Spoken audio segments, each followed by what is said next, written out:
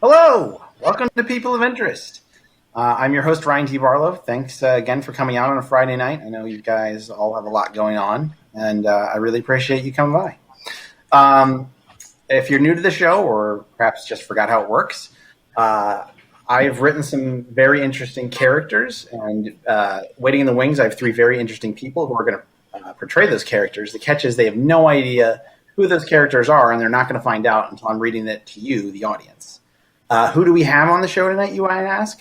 Well, we have Wendy Lenhart, Cara Schmidt, and Curt Reidy, who are all three very wonderful, talented performers and just great human beings overall, especially Cara. I think everybody says that, but also especially Wendy, and especially. And Wendy's microphone is not on mute. That was my test. So yeah, sit back and enjoy the show. Be sure to put your comments in the comment section and ask questions. And if your question is good enough, it might get read on air. But if your question doesn't get read on air, don't let that be a judgment of your question. Maybe it just didn't fit the flow of the show. You're all wonderful too, and that's why you're here watching the show. And as always, before we get started, here are today's headlines.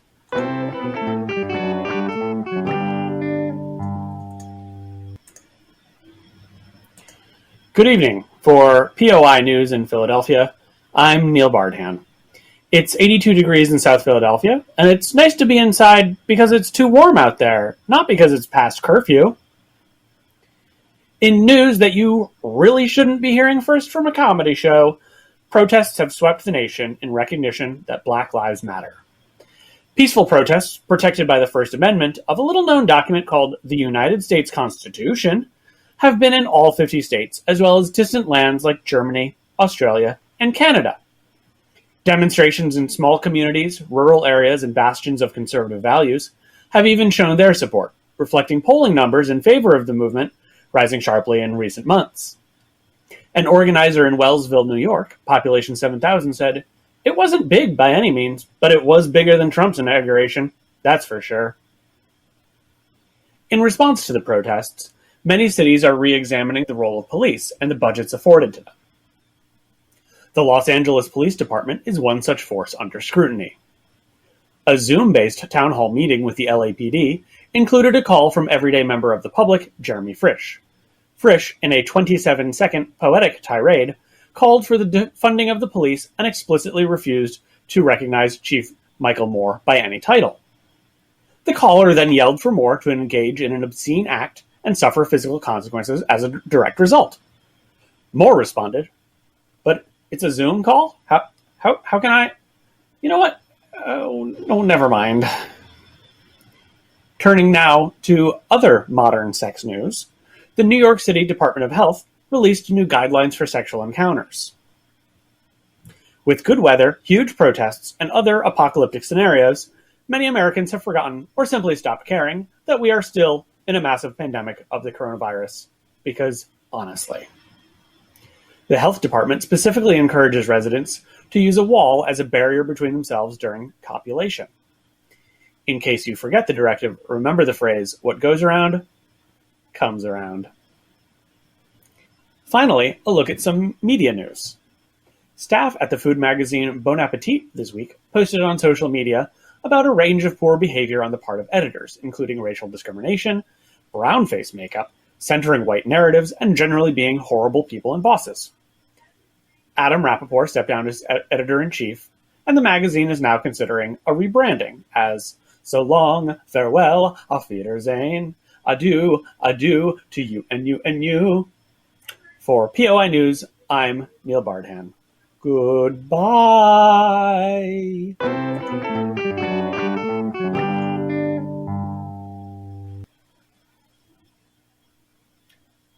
HBO Max supports people of interest. Are you willing to pay $15 a month for a streaming service? You better be if you ever want to see your friends again. Specifically Friends, the popular sitcom, not your actual friends. We haven't kidnapped anyone, and if we were going to kidnap someone, I think we could do better than the people you hang out with. No offense.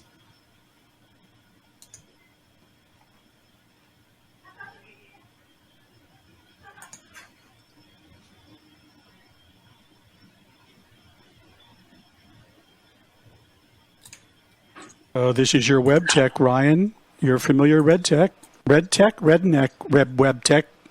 Your mic is not. Did it again. Thank you, web tech. We'll edit this out later. As the quarantine has dragged on, it's become increasingly common for people to attempt to recreate pre-quarantine activities in their own homes. In fact, you can go on YouTube, Instagram, or Facebook right now and find thousands of videos about building a home gym or a full playground in your backyard for your kids. While most of these are fairly standard home projects, my next guest, Maria Francis, has what might be the most unique at-home tutorial, the home zoo. Francis, an animal lover, has greatly missed her frequent trips to the zoo before the pandemic. After a few weeks of anxiety, she decided to take matters into her own hands and bring the zoo to herself. Documenting the process on her YouTube channel, she has shown hundreds of thousands of viewers around the world on how to build cages and terrariums and how to capture wild animals that you might find in more urban and suburban environments, such as squirrels, pigeons, and raccoons. She joins us here tonight to talk about her own zoo and will answer any of our audience's questions about starting their own home zoos. Maria Francis, welcome. Oh, thank you so much, Ryan. I'm so glad to be here, and all my gang is so glad to be here, too. They're all listening. Well, thank you so much. I know it seems like a lot of work keeping a home zoo. How are you managing? You know, it's okay. I would say that my water bill has been a little high with all of just being home. Like, for example, with Tommy, my turtle, he has just been extra bored. So I've been putting a lot of things in his tank for him to play with. And then I have to change the water more frequently. So I would say that 20% of my day is filling and emptying a 100-gallon aquarium. Oh, wow. Sure. It sounds like a lot. So let's kind of get back to, where this all started of here you are missing the zoo, and what finally gave you the idea to build a zoo in your house? Well, Ryan, I was talking to my friend and she just did not want her cat anymore. And I was thinking, I think that Jonesy is a great cat and Jonesy would have a great home here. And, sooner or later, people just started calling me and they just wanted to give me their cats, their turtles, their snakes. I recently took on a newt.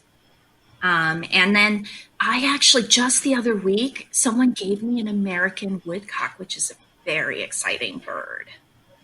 Oh, is that unique to your part of the world, or? They are in deciduous forests in southeastern Pennsylvania. And they have a very interesting courtship where they just go up into the air and they make these wing words and they go, and then they land exactly where they took off. It's amazing. And they've been doing it in my basement. Oh, so you have more than one and they're mating. Oh, I ended up getting 3, believe it or not. There was one that hit the glass over at the Comcast building. So I've been going there every morning at 5:30 because I think that's the time that they generally hit the glass. And I just found 3. And from then on, I've just been going there at 5:30 in the morning, emptying the aquarium, filling it up again, and then making more, It's a great way to fill the time. That it does sound very busy.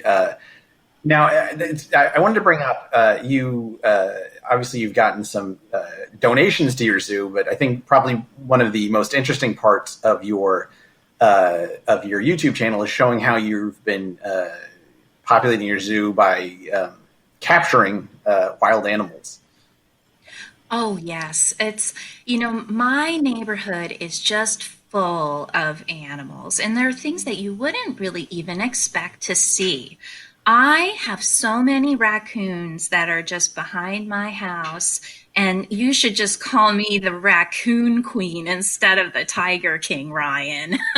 In fact, I think my neighbors might have said something like that when they saw me out there. Well, is there any concern that you're stealing these animals from their natural habitats and then kind of forcing them into your house? I think that they like it because I noticed that they stop running away after a while. When I just hug them and hug them and hug them, they seem to just take a breath and be like, okay. And then, I just think it's important for them to have a sense of togetherness with everyone else in my house. Are there other people in your house? Sometimes my boyfriend comes over, but he said that he doesn't really care for the fact that I put the bear that I found in our bedroom. Like, it's just a baby bear, Ryan. It's not doing anything. He's just licking honey. And sometimes we wake up and he's like nosing around, but he's just being a bear, Ryan. He's just being a bear. Yeah. It just seems, I think, I guess it sort of leads to another question is, do you ever worry that this is kind of dangerous? I'm sure you must get some scratches and bites. Oh, yeah. I mean, I consider whenever I have a scar that it is a symbol of my dedication to my craft. Like I have this burn from the oven, but then on top of that, I have like 6 bites. And it's those bites that really, really make me proud, Ryan, not the burn. Because I messed up some cookies, and that was upsetting. Oh, were they cookies for the animals, or? They were, actually. I learned how to make bear cookies. Because remember I was telling you he was eating the honey. The bear, yeah. Yeah, and I just had all this honey that there was a dumpster behind the Family Dollar, and it was all this honey that they weren't going to use. And so I was like, well, I know someone who could make some bear biscuits. So I did. And I think the bear likes them. I haven't named him yet. Maybe I should name him Ryan. Oh, wow. That would be, I'd be honored. Oh, yeah. So, thank you. Well, let me know. I guess I'll watch your next video to see if that comes true. Speaking of which, I've been watching quite a few of them, and I've been curious. You do seem to know a lot about animals, but you've never said if you're credentialed in any way or have any background in forestry or zoology or anything. Do you remember a little show called Zoobilee Zoo, Ryan? I do, yes. Yeah, that inspired me so much. In fact, my mother made me little costumes that were just like all of the little Zoobilee Zoo people, and I just would wear them and act like each animal, and I felt like I really started to understand who they were. So I felt like my education was starting at a very early age. To remind viewers, Zoobilee Zoo is about a series of humans dressed as animals. Yeah, it was on PBS. That's all I was allowed to watch, Ryan. So I, sometimes there was a nature show thrown in there, but those are just amateurs. I like to get right down into the nitty gritty. There was a summer that I spent, and I just lived in the shed out back because I felt as though just having that single plywood wall between me and nature was what I needed. I would have slept without the wall, but it rained a lot that summer, and I was, selfish in that I wanted shelter. Well, I mean, animals have shelters. Animals dig holes, and bears go in caves and stuff. Oh, I've dug a hole, Ryan. I have. But it's very difficult to dig a hole big enough to crawl into. Yeah. Yeah, sure. So we have some questions coming in, and a lot of people are wondering, where do you start if you want to start your own home zoo? Well, if you want to start your own home zoo, it starts with being familiar with the needs of the animal that you take in. Like, you need to make sure that you have the proper diet, that you know the behavior that that animal has is compatible with your home and your experiences. You also should really consider whether it's legal or not to have that animal.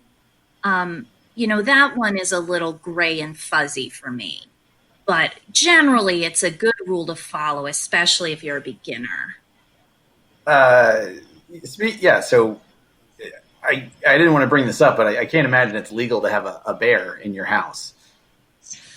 Yeah, I've been dressing him up in a little dog costume when I take him out for a walk because it's just a baby. And people just think, oh, it's so funny that your dog is dressed like Yoda. And they just don't know, you know? Oh. It's great. It's like our little secret. Okay.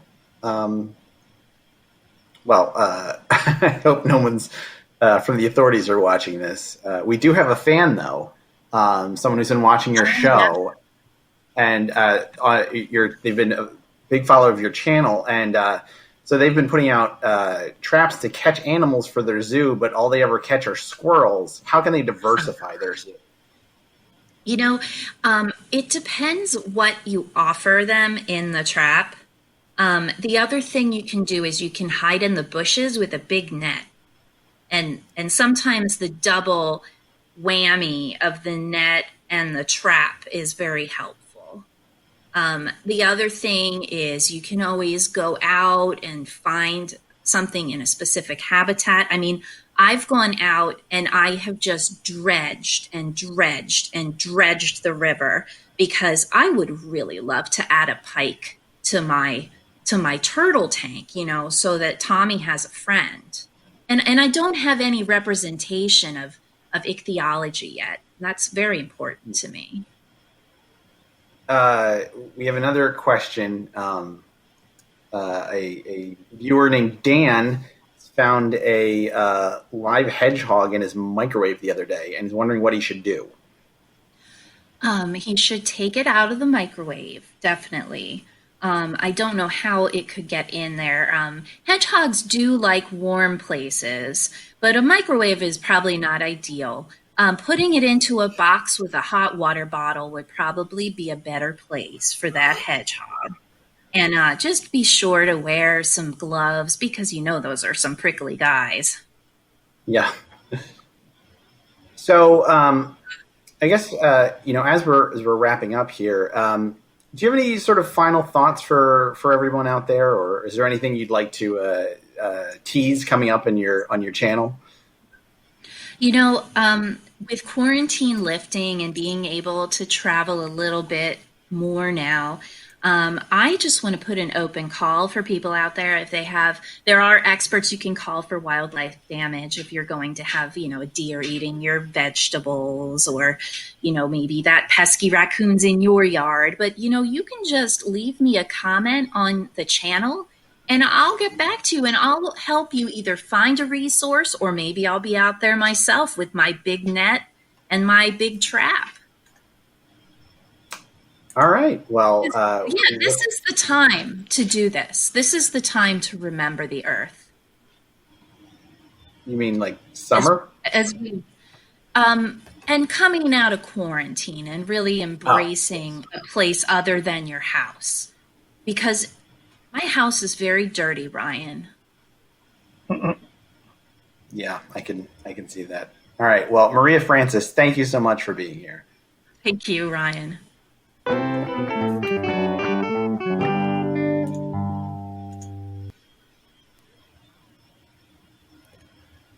Major League Soccer supports people of interest. Let's just say, hypothetically, that soccer was the only sport allowed back with audiences in the stands and all that jazz. So the only way you could see a live sporting event would be to watch soccer. Would you become a soccer fan then? Well,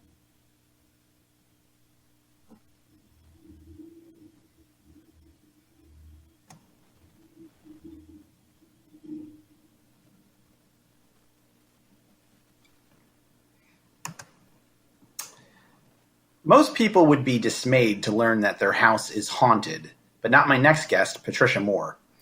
When Moore moved across the country for a new job 4 years ago, she had trouble making friends and began feeling lonely and depressed. However, after some scary first encounters discovering the ghosts in her house, she was soon able to befriend them and create strong, lasting bonds. Everything was going smoothly with her new ghost pals until one day she accidentally helped one of them complete their earthly unfinished business, allowing them to cross over to the afterlife. Realizing her help caused her to lose a dear friend, she tried to pull back and be not quite so emotionally close to the ghosts. Unfortunately, that made them angry, and they began to scare her again. After some trial and error, Moore was able to find a happy balance with the ghosts that allows her to keep them happy and content, but not so fulfilled enough that they might cross over and leave her forever. She's recently published a book detailing her journey called Ghost of a Chance: How to Build and Maintain Ghostly Relationships That Last. She joins us here tonight to talk about her experiences. Patricia Moore, welcome. Thank you, Ryan. Thanks so much for being here. It sounds like you've got having read your book, it sounds like you've got quite a house full of characters there. Oh, shoot, you know it. My house is just, well, some people would say packed, and other people would say stacked. It depends on what floors you're looking at, but yeah, they're all here. So, when could you tell me, I know you go over this in the book, but could you tell us about that very first, night in your new house and when you first encountered the ghosts? I was so excited. We had just had the movers came. Everything was delivered. I looked every day. I had new sheets. We were ready to go. I had pre-washed them before we even moved in because I figured if I was going to use new sheets, they should be pre-washed so that they're not the kind that, that wear them in a little bit. So that was the hope. And then, as I was about to get into bed, if you told me that someone had used a fishing rod to pull the sheet up from the middle of the bed, I would have believed you. Have you ever seen Beetlejuice? Have you ever seen Beetlejuice, Ryan? Mm-hmm. Okay, well, it wasn't like that at all. It was as if the bed had come to life. And since then, it's been just, the first night was mostly just sheets flying around. I went and slept on the couch. Sure, but so eventually, what was your first, I guess, more less scary contact? When did you decide, let's see if we can get to know these ghosts a little bit better and maybe, turn this into perhaps a more working relationship? Well, I typically make sun tea. I use a couple bags and I put them out on the balcony so that it heats up, and after a couple hours, you have a nice drink. But the weather was a little overcast, so I decided to make traditional hot tea, and I used a whole kettle's worth. And I can't drink a whole kettle's worth of tea, Ryan. So what I did was I poured an extra 2 cups, and I left an assortment of bags on the table. Some were Tazo, some were that other brand that's 2 names with an and in the middle that I can never remember, but it sounds very fancy and British. And I sat there with my tea, and I left lemons and I left cream out. And wouldn't you believe it? They joined me. And so can you tell us about those first 2 ghosts? Yeah. One was Mike. Mm-hmm. He's still here. He only comes out when he wants to be out. And the other was Evelyn. And she's long gone. I think she finished her work. Mm-hmm. But she was nice. She'd help with the laundry. Wow, that's so nice. So, obviously you had some issues where you ended up in a situation where you helped one of your friends cross over. Obviously, I'm sure you just were trying to be helpful. But can you talk a little bit about that experience? Well, the first thing I did was I went to IKEA because that's a great place to buy tea lights in bulk for not a lot of cash. So I did that, and I bought several packs, and we filled the house with candles. And me, Mike, Evelyn, and my boyfriend at the time, we all sat down, and not in a circle, it was a square because there were 4 of us. And we kind of did what you would do if you were to hold hands, if there were hands to hold. Well, on one side, I held my boyfriend at the time's hand, but I did use my other hands to hold Evelyn's hand. And we sort of just ruminated and marinated in the time. And some of the candles were scented, and we didn't realize we had a variety. But we embraced that. And it was really nice. We played some music, just standard radio station stuff, because I'm not gonna bring in any 5Gs into my house. But we just let it go. We let it breathe. And Evelyn just dissipated. And I felt sad. That was a great loss. Hmm. What song was it, if I might ask? Forever Young, Rod Stewart. Oh, guess she just needed to hear that song one more time. I couldn't believe it was that song, because based on her age and the whole complexion, she looked like she was old. And I guess she was just thinking back, and it must have been the right tune at the right moment.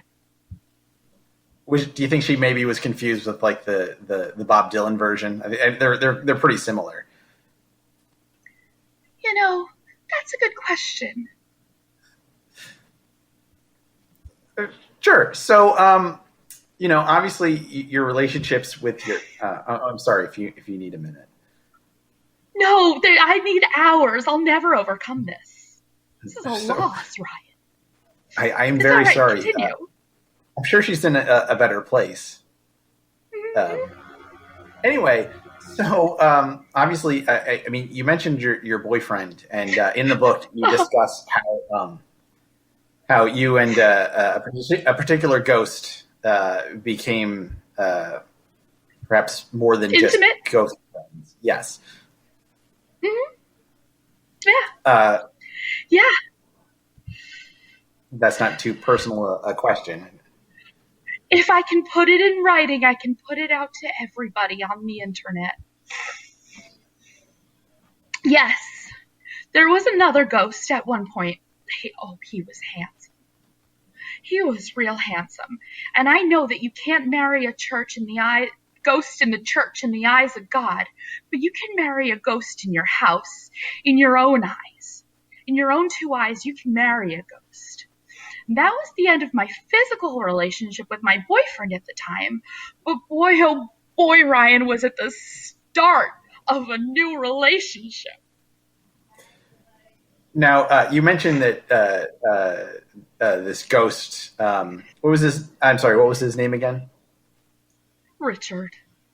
Yes. I in the book, you mentioned that he had certain poltergeist abilities, for lack of a better term. So I guess there was a certain physical level to your relationship. Oh boy, was there. Hallelujah, was there. I didn't expect it. I thought this was just going to be another figure around the house, just phantasmical and doing his own thing. It turned out he was doing my own thing too.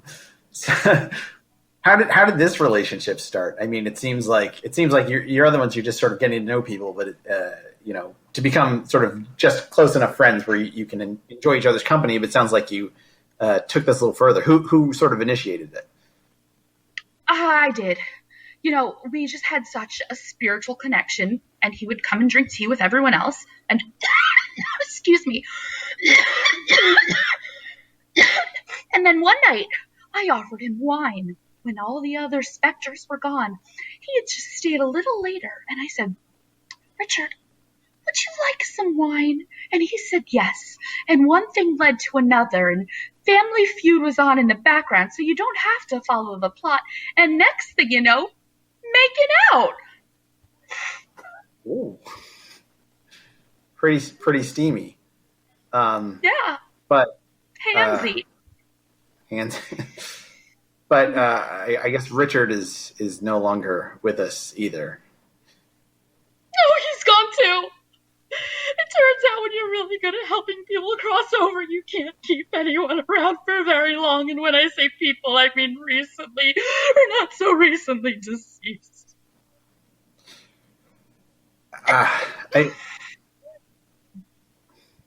mean, at this point, we're were you? Are you just kind of you're being so nice to these ghosts it just starts happening by accident, or like, finding that balance?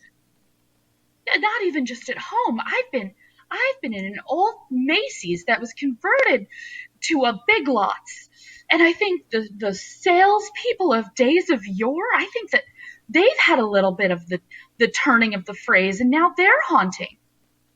You go in there to buy a pop-up tent for your backyard to host a graduation party for a neighbor, and next thing you know, you've got 4 friends helping you carry it out to the parking lot and getting in the back of your Sprinter van. And then they're haunting your car to haunt your house. Mm-hmm. Yeah, they don't typically stay in the car very long. It's not really there's Sure. not much you can do there. They'll come in the house and they'll make themselves at home. So how many ghosts do you have in the house right now? At the moment, I'd say probably between 6 and 8 at any given moment. But if you mean how many ghosts you have now, including the spirits of ghosts that once were, that's closer to 20. Oh, okay. It sounds like a lot. Do you ever have, now that you're working from home, has it gotten more difficult? You're not being able to get that sort of break from. Yeah, I have reports to finish. I have applications to complete. I have to check on compliance issues. And instead, I have to go around and tell them not to put the lights in the darks and the wash at the same time because I don't want a red towel to bleed onto the white linens. I have to do other things. I have to make sure they're not overwatering the plants. Some of them are a little precarious. And, I have to do other things like make sure they're not going to use up all the breadcrumbs. It's a full-time job managing this house of haunts. Have you thought about, getting some help to? I wouldn't change it for the world. This is my life. Speaking of which, we've got a question from the audience. Someone sort of seems to be in the same boat as you. They've been dating a ghost for a few months, but now they're worried they might be cheating on them. How do you know for sure when a ghost is invisible? And when the ghost is invisible, how do you know for sure that they're not sneaking out? I would say, like any good relationship, if you feel in your heart that something's amiss, it might be amiss. But if you can feel fully that your relationship and your connection is there, there's no doubt. So when in doubt, throw them out to the other side, cross them over. Have you had to forcibly evict someone from this plane of existence? I mean, my ex-boyfriend, but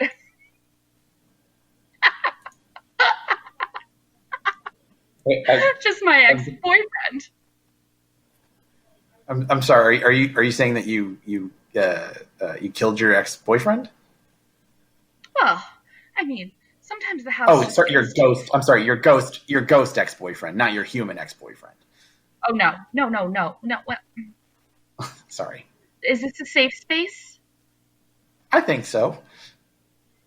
Okay, well, he was ready to go anyway. I think he was on his way out. He didn't have much use left on them with the mortal coil. So yeah, I got rid of my ex-boyfriend. And did he come and haunt the house at all? Hell yeah. He really did. He came back in. He thought if he was like a little ether guy that I'd be cool with it. And I was in the very beginning. There's something fun about that. But he had the same terrible habits that he had when he was here with us. And I couldn't put up with it anymore. I couldn't deal with it. He was out. We helped him cross over. Was there what was we're almost out of time here, but if I could ask, what was his unfinished business that he needed to help him cross over? You know, sometimes just getting an oil change is enough. Sometimes selling a car to a priest that's not ready and in condition to be driven by someone in such an esteemed position. Sometimes you just need to go and do the right thing. Just leave a gift card to Pep Boys. Just leave it there, and that'll clear up all your faults. Enough to get you across the line. Sure. Well, Patricia Moore, thank you so much for being here. It's been great. Thank you, Ryan. We appreciate the time you gave us. Glad you were back. Rest in peace.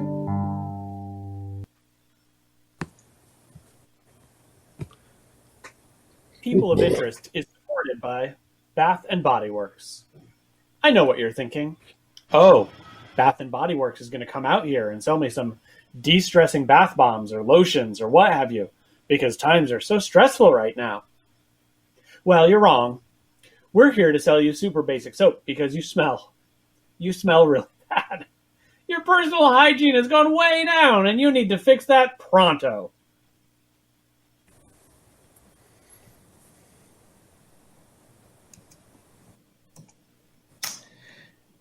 These days, there seems to be an endless number of streaming services, from Netflix to Hulu to Disney Plus to HBO Max, each with their own distinct set of content. While some of this content is new, much of it is made up of classic films and television shows that each service fights over to attract more viewers. But what about the shows and movies that no one wants? Well, look no further than the latest streaming platform, Misfits.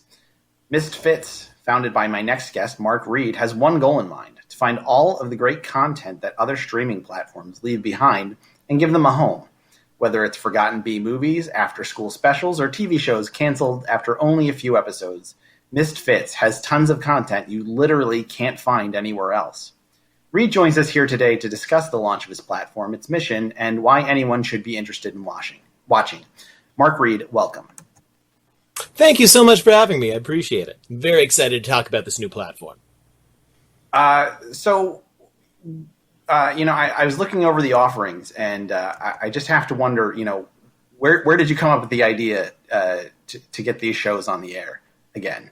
Well, I was a bit of a filmmaker myself back in the day. Had sons, I guess you could say I had a lot of great ideas that, I guess I was the only one that thought these were great ideas, and took them to just about every platform in the biz. Took them to, Quibi. Quibi was probably the last one that made me realize, wow, no one wants any of my content. This is really, really bad.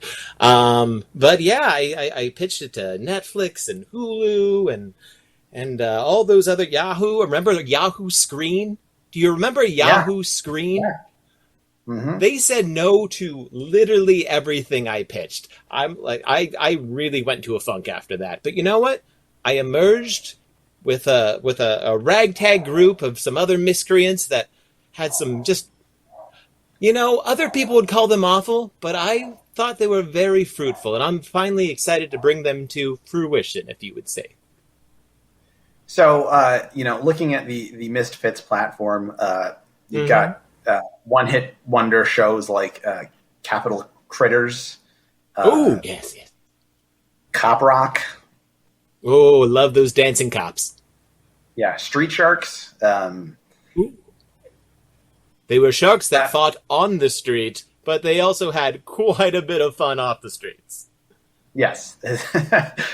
So, how do you find all these? I recognize, some of them, but there's a lot of them where I was just scratching my head where you could have even found this. You know what? What I'd love to do was, I don't know if you've heard of this platform. It's called Wikipedia. And so I would go on to that. I would go on to all of the Saturday morning cartoon lineups from, I'd say, 1983 to about 1992, and look at what those lineups were for each year. And I'd go through and I'd find all of the cartoons and shows that had one or less than one season. And I'd reach out to their creators and I'd be like, hey, could you come out of that garbage can for a second? I need to talk to you right now. And they'd come out with their mouthful of trash, spit it out, and be like, what can I do for you? I'm like, do you remember the show that ruined you? And they'd be like, I don't want to talk about that. And I'd say, hey, I got a deal for you. How would you like to make pennies on the dollar for every 10,000 streams? They said yes. Wow. Easily said yes. That is, that's pretty incredible. Were there any particular, are there any particular content or creators that were more difficult than others? Oh, right. Let me tell you, the Just the 10 of Us guy, he played some hardball, but let me tell you, the residuals for 10 family members was not easy to track down, but they all basically did it for a song. It was actually more of like a ditty, but Sure. There's, well, are they grateful beyond, just being, sort of seeing money again for their work, but they're also happy to see their works again out, for the public to see? Well, I mean, I'd say a lot of these people were on a lot of drugs at the time that they were filming it, so they really don't recall much at all. So this is just a whole big flashback for them. And they do have lots of flashbacks, because of all the drugs. I can't stress that enough. It's been a real burden to work with a lot of these people. But, we talk through it. Like I said, I usually have to come to their homes. Many of them don't have internet, so I've been sort of chirping around this country.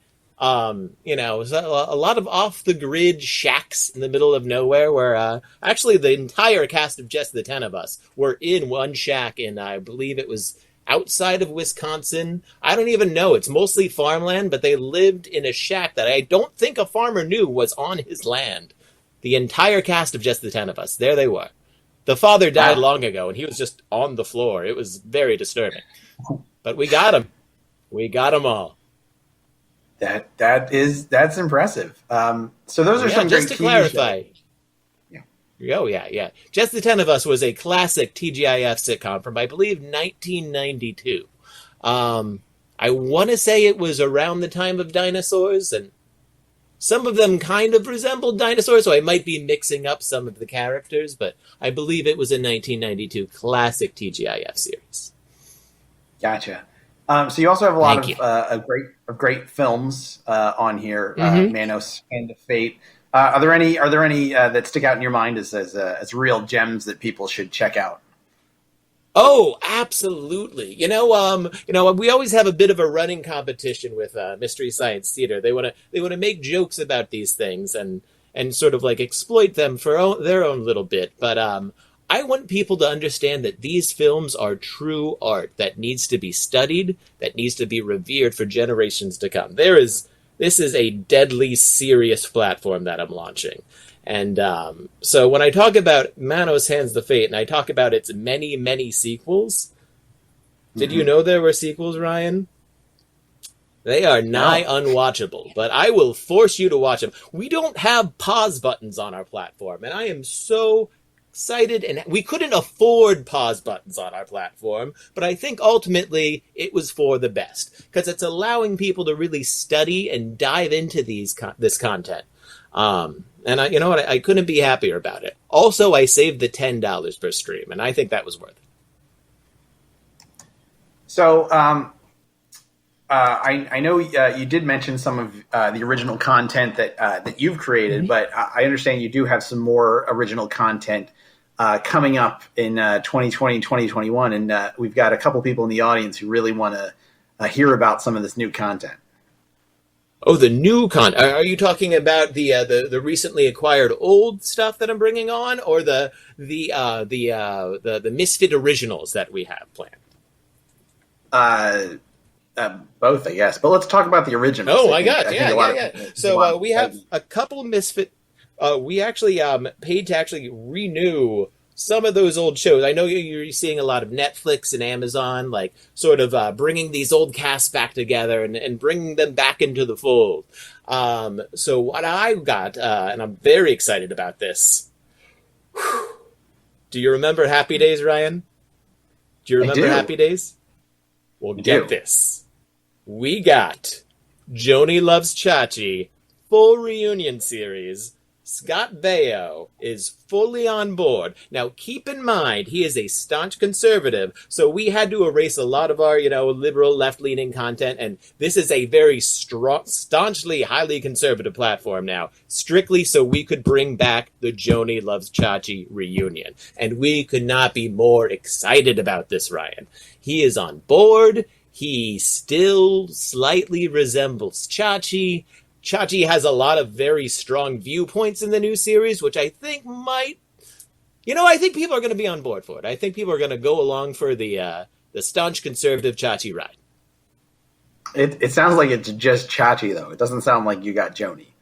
Yeah, no, so Joni was not fully on board with a lot of the content. It was a bit of the Connors situation that was happening, but she wanted it to be the Jonies, but I'm like, that doesn't make sense. You're a singular person. Where's the plural in that? She wanted to bring on more women named Joni. That content just didn't work out, so we strictly stayed with the whole Chachi mentality, and I think it's the way to go. We lost a lot of our initial viewership because of this, but we invested a lot of money into it, so it's going to be Chachi all the way. We're actually thinking about rebranding with the name Chachi Vision, losing the Misfit title, but we're going to see how popular this really is. So it's just Chachi by himself. It's pretty much going to be all Chachi. I mean, we lost a lot of money so far just trying to bring this back on. Even the 10 of us, we have them on the, they're on the rack for another 2 years, so they're just going to have to suck it up. Gotcha. So what other treats and surprises do you have in store for everybody? Actually, I think I spoke a little bit about this. So when I brought up Just the 10 of Us, I also brought up that classic puppet series, Dinosaurs, which was another staple of classic 90s TGIF. For the viewers out there that don't remember, it might be a bit young. It was dinosaurs living in a modern society, very, very Flintstones-like, but instead of the cavemen operating the dinosaurs, it was just dinosaurs. I don't believe cavemen were involved at all, which I was a little disappointed by, but that's fine. Speaking of which, the old short-lived ABC sitcom Cavemen, which was spun off of the Geico commercials, we are bringing that back, and they did commit to a full decade streaming service with us. That's going to be fantastic. It's going to be, I think it's 36 episodes per season, and we have 2 seasons a year, and it's going to be all cavemen. It's going to be really, really great. Also staunchly conservative, which Geico isn't a big fan of, but what are you going to do? Right. So is there going to be any caveman Chachi crossover? Yes. So there is he discovers a time machine at one point, and he goes into the time machine, and he actually is responsible for bringing these cavemen into the future.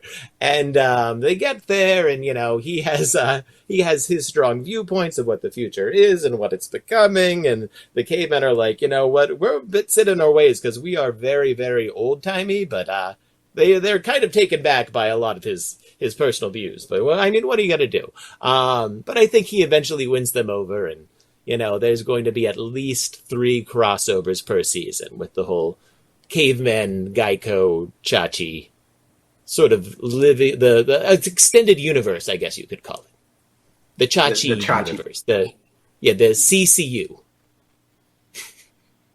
Nice. So we do have a question, a content question from one of our audience members. They're asking if you have the Icelandic remake of Seinfeld. He's been searching for it ever since it aired one magic week in 2007. Right, that's the one where it's basically, I think Kramer actually signed on to be a part of the Icelandic one. It's just him and sheep wearing wigs very similar to the original cast of Seinfeld, I believe. I think Newman is portrayed by the large Icelandic man who played the Mountain on Game of Thrones. So that sort of back and forth. Oh, and then Kramer's also playing Seinfeld in it. It's very confusing with the sheep and everything. But it's fun. It's a lot of fun. That ran for actually 20 seasons in Iceland. I was very, very surprised. Wow. Topical humor for the time, though, I will say. Yeah. So, as we're wrapping up, is there any pitch, or do you want to kind of just give everybody one last sort of overview of what they'll be getting when they sign up for Misfits? So yes, Misfits streaming now. So basically, what you do is you look it up. I have a site. There is a Zoom link on the site that kind of operates as our platform. I don't believe it's on any actual streaming services. It's just a website with a Zoom link, and then I kind of angle my laptop towards your screen. I hit play on all of my content, and then boom, you can watch all of the Misfit greats, which is mostly Chachi. Still calling it Joni. We're in a legal battle with Joni because I still have the Chachi and Joni loves Chachi title. Sorry, I got confused there. I'm very excited about my content. And then, the Cavemen 10-year series will be, I believe, dropping at the end of the month. And then, yes, you can find that on the website, misfits.com, on the Zoom link, and then on my laptop, which I'm showing you in the Zoom link. It's going to be a lot of fun.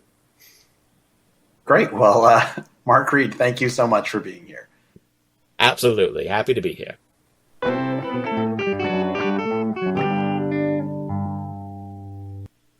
Hey, that's the show. Thank you everyone so much for being here. I hope you enjoyed it. Let's give a hand for everyone you just saw. Yay! Raucous applause. We can.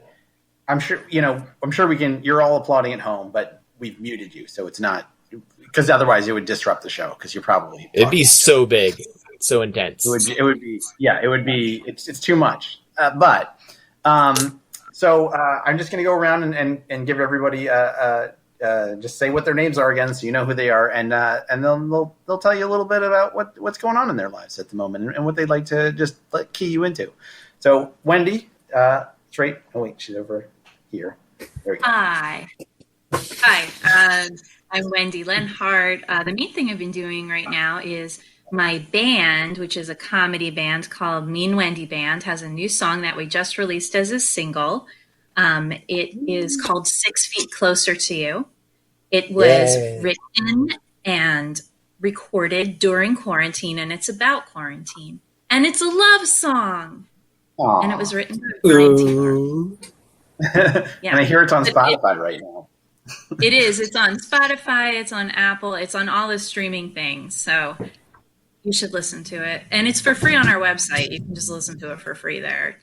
It's meanwendyband.com. It would be better if you paid for it. Yeah. That's Wendy. And then we've got Cara further down. Hi, I'm Cara Schmidt, and I am working on Not a Lot right now. I'm spending most of my time outdoors, and if you have recommendations for camping gear, send them my way. Other than that, nothing to report. All right, Curt. So I am, my name's Curt Reidy. I'm the producer for Philly Sketch Fest. I'm also in a sketch comedy troupe called High Drama. Like many other sketch comedy troupes, we're not doing a whole lot right now. But later this year, once we are able to actually have a platform to hold Philly Sketch Fest, we will be.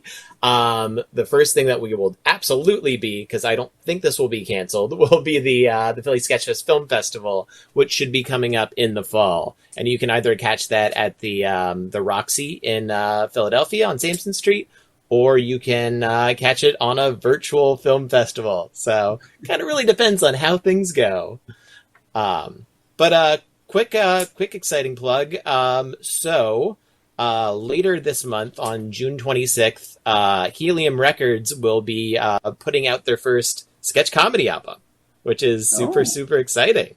So myself and a few other Philly comedians like Doogie Horner and Chip Chantry and Daryl Charles, along with some other comedians from all across the country, are going to be doing a sketch comedy album that will be dropping on Helium Records on June 26th. Nice. So keep an eye out. Nice. And of course, Neil, reading the news, looking down at you. Thank you. Tomorrow night, I will be a guest lecturer in study hall. I will be giving about a 5-minute lecture about linguistics. That show starts at 7 Eastern. You can learn more at studyhallshow.com. Study Hall Show, all one word. And then another thing to quick plug is July 14th, which is, you might know as Bastille Day. I'll be performing stand-up on a show called The Breakout, and that is a fundraiser for an organization that helps people recovering from addiction. And so that's a stand-up for a good cause, July 14th. All right. Neil has shamed us all with his altruism. I know. All right. Thanks, everybody. Thank you. So again, thank you so much for coming. Tonight we've been brought to you by TatCom Communications. I'm sure the logo is going to pop up any second. There it is. So they've been really wonderful putting this together. And if you're looking to zhuzh up your web presentations, you should definitely check them out because I think this looks pretty nice. So anyway, again, this has been People of Interest, and I've been Ryan T. Barlow, and I ask you, as always, to stay interesting. All right, have a good night.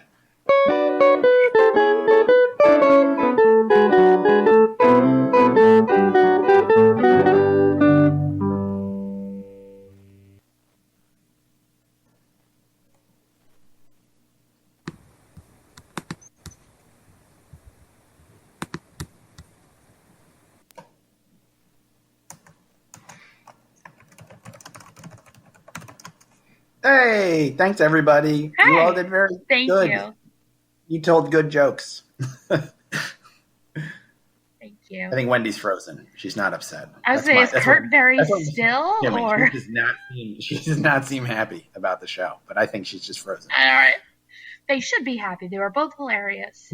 Yes, you all were very funny. Wait, is Curt moving for you? No. Oh, they're both frozen. Okay, they're both frozen. Oh, huh. All right. Well, thank you so much. Thank you, and I'll talk to you later. Bye. Awesome. Thanks. Talk to you later. Bye.